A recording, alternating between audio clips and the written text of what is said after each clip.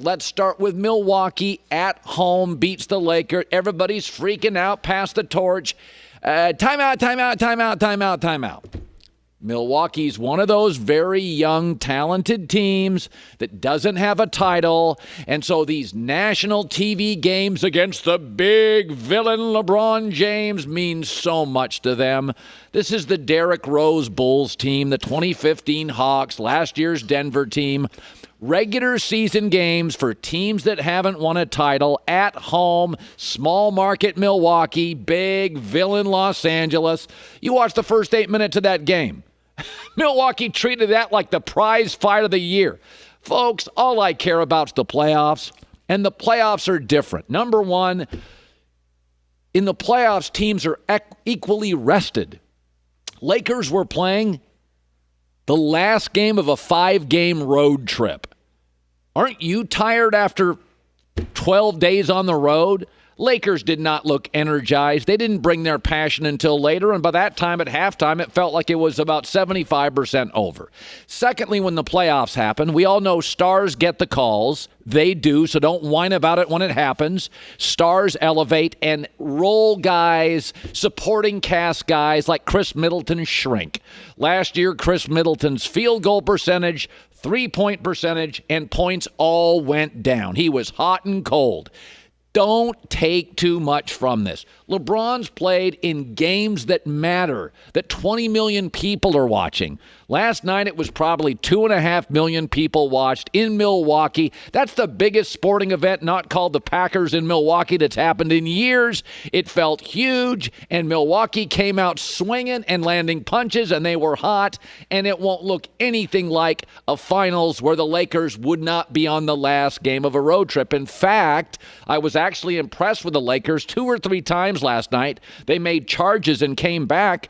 They could have mailed it in. They had a great road trip. They could have mailed it in. They did not. They kept chopping away, chopping the wood. They got close. In Milwaukee, it was their night. They got to a huge lead. Ask yourself this.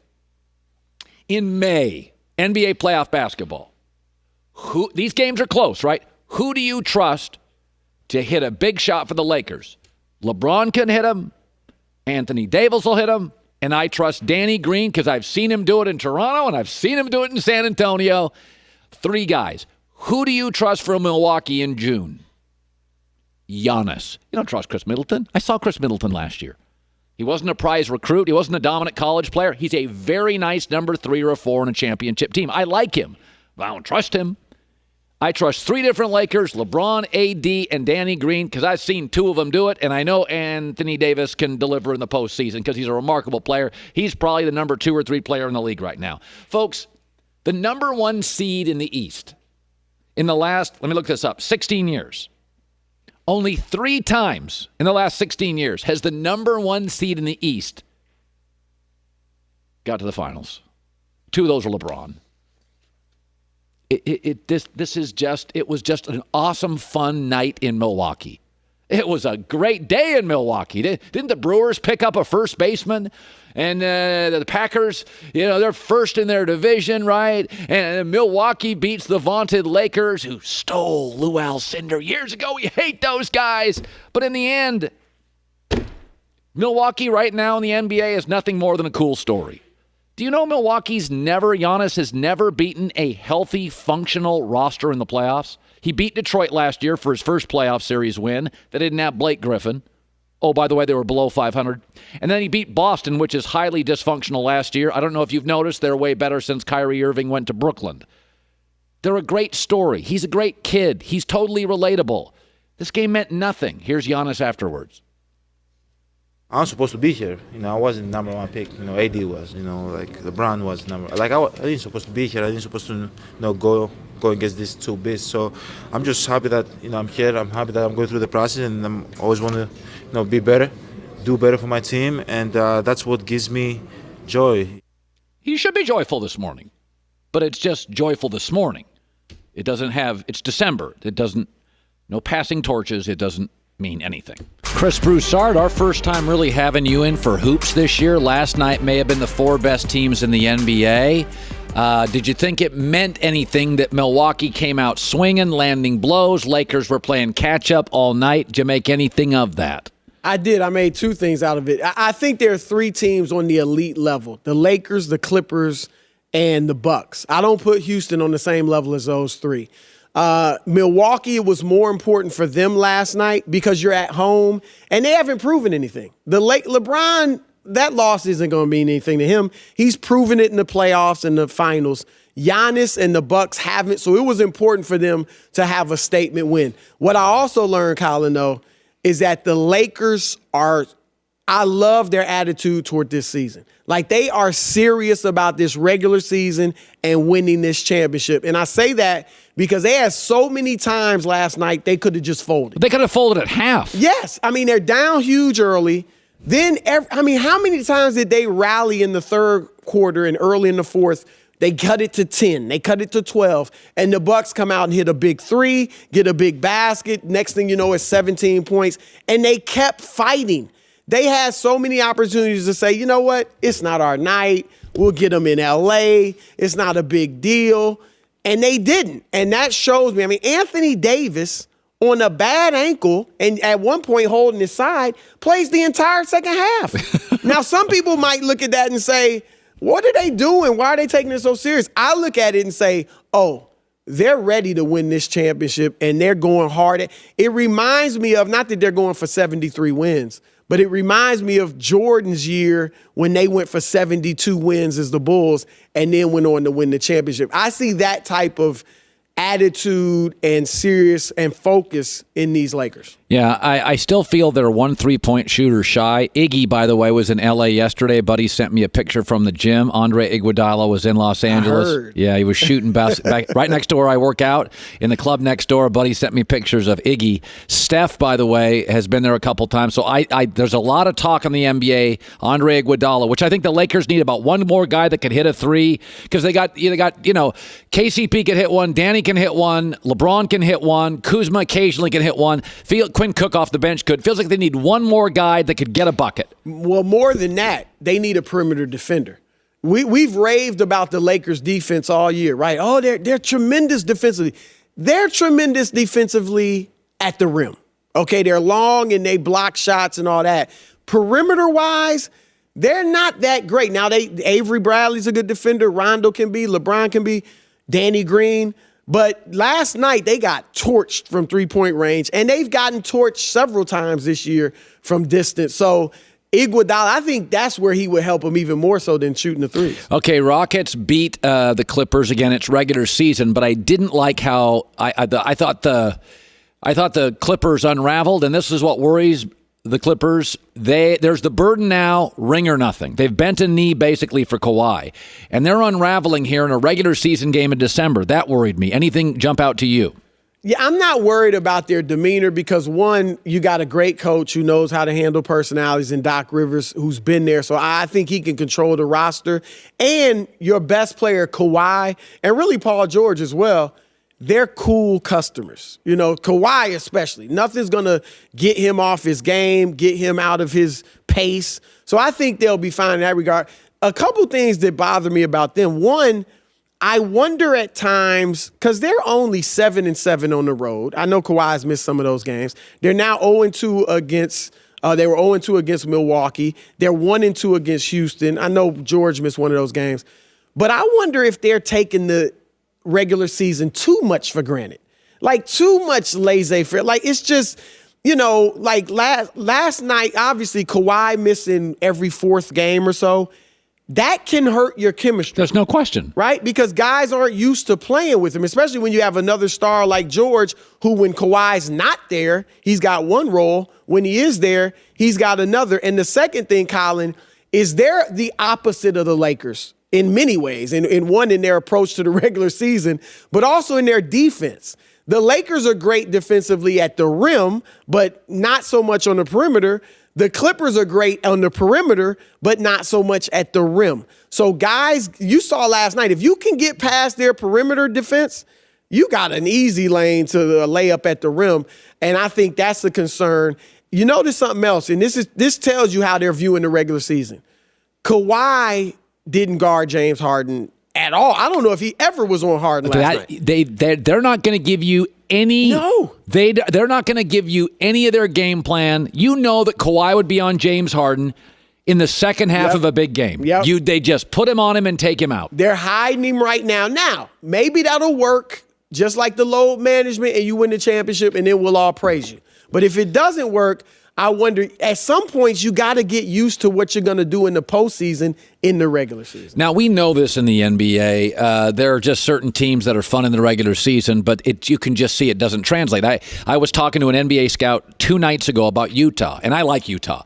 He goes, they're not athletic enough outside of Donovan Mitchell. He goes, that's going to be really hard to stop LeBron and Anthony Davis and Kawhi and Paul George 4 times in 2 weeks. Utah's good, but they're not quite athletic enough. And he goes, that athleticism will win you a game or two. You can shut somebody down. So I look at Houston, and I look at them, and I think they're good defensively when they're in the mood, but I don't think Westbrook's very good. Harden, I don't really buy them. I think they're fun. Even last night. They're fun. They're a good watch. That's exactly what they are. They're eye candy. They're the foxy model that you like to date and hang with, but you're not really marrying her. Yeah, you cannot trust her. Right. And that's what, hopefully that wasn't sexist, but this is what the Rockets are. They're sexy. They're fun to watch. They're must-see TV and all of that. Here's the only hope, Colin, that they have of being a contender. The only hope. Health? No. Last night, they need to learn from last night and see we don't have to be all Harden all the time. God, they can get but sometimes I don't blame the team or the coach. That's James's style. It didn't used to be. Remember, this is a guy that was, I get it, you grow and you become better, but he was coming off the bench in Oklahoma City, and when he came off the bench, he was a distributor. Westbrook would be off the ball, and Harden would handle it and run the offense and distribute. This is what I'm saying. He's averaging 38 points a game. Westbrook's 23.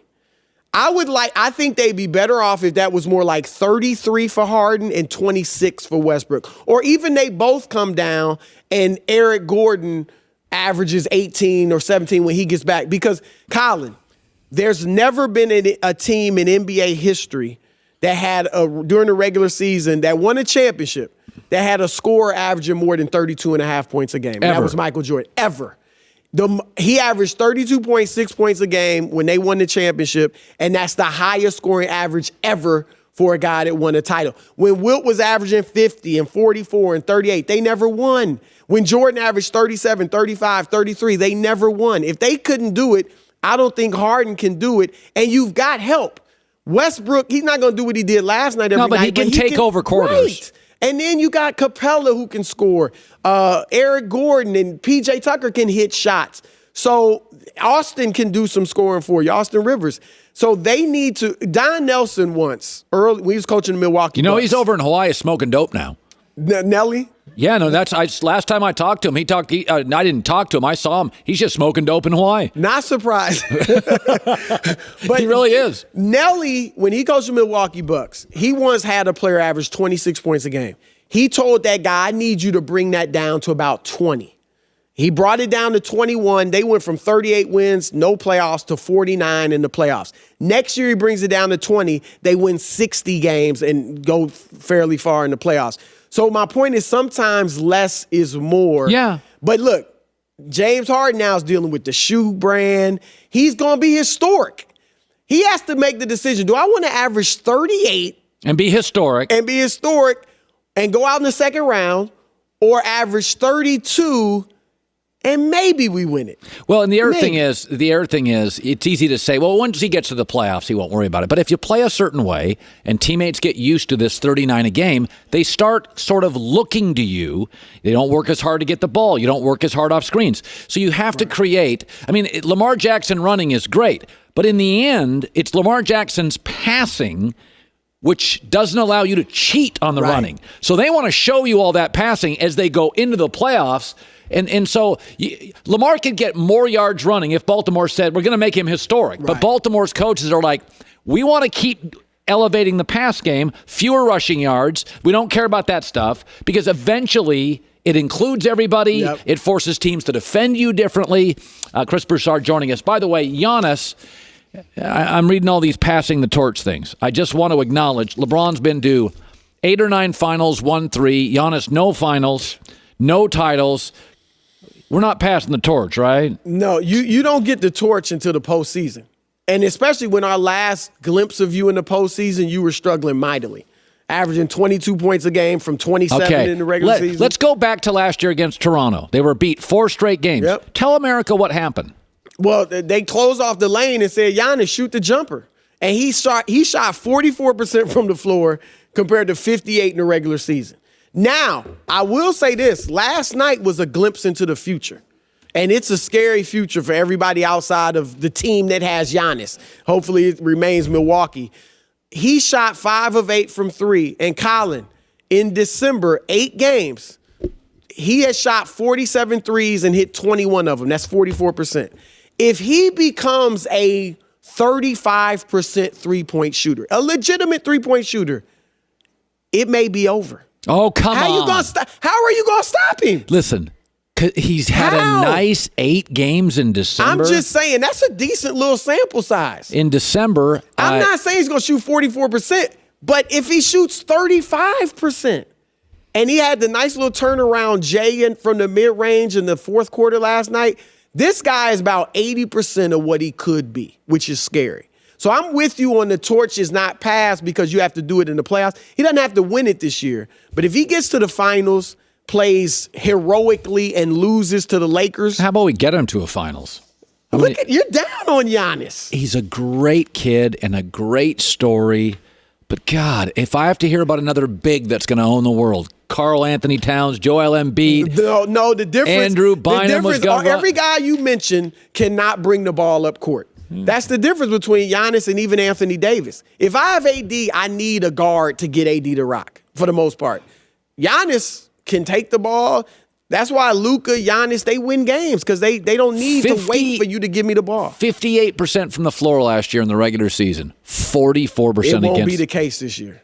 Oh, maybe he'll go down to 46%. He's going to trust me. Right. He's coming.